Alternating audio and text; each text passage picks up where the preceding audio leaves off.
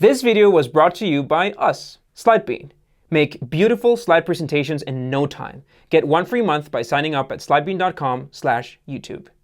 We deal with thousands of companies in the process of fundraising. Last year, I spoke to over 1,000 founders, and I've set a personal goal to beat that this year. So these companies mostly come to us for office hours. Their questions revolve around fundraising. 1,000 people are enough to detect some patterns, the mistakes these companies are making when approaching their fundraising.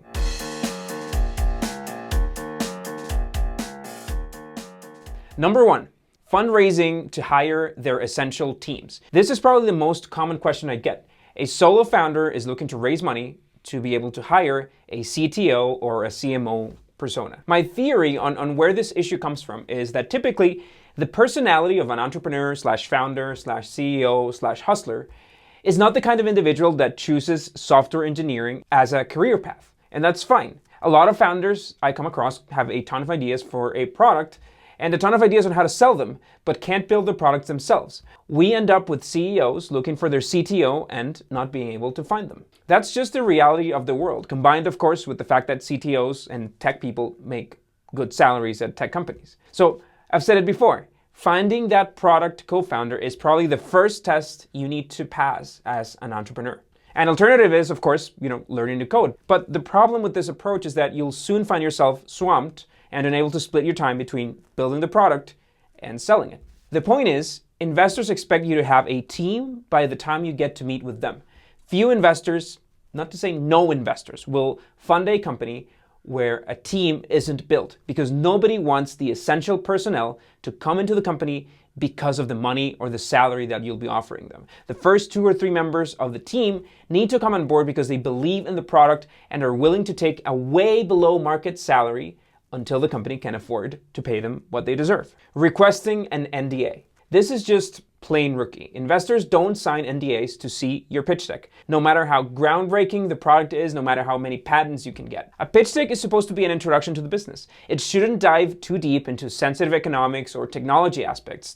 That stuff comes later. If you're concerned that somebody can steal your idea and beat you to market by just looking at your pitch deck, then that risk will continue to exist even when you launch the product. Companies don't succeed because of ideas. They succeed because of execution, building great products and bringing them to market. Finally, most investors look at hundreds of deals every month, and it's a terrible liability to them to have to sign NDAs with all of these companies, so they just won't sign it. Approaching the wrong kind of investors. Not all companies can or should approach venture capital investors. We talked about this in our startups versus small businesses video. If you want to raise money from Silicon Valley type investors, you need to have a business that can scale to say $100 million a year in revenue. It needs to have a tech variable aspect and small human capital requirements. Those rules in itself exclude most consulting and services business, as well as companies without that tech advantage. Silicon Valley investors putting money on a seed stage round company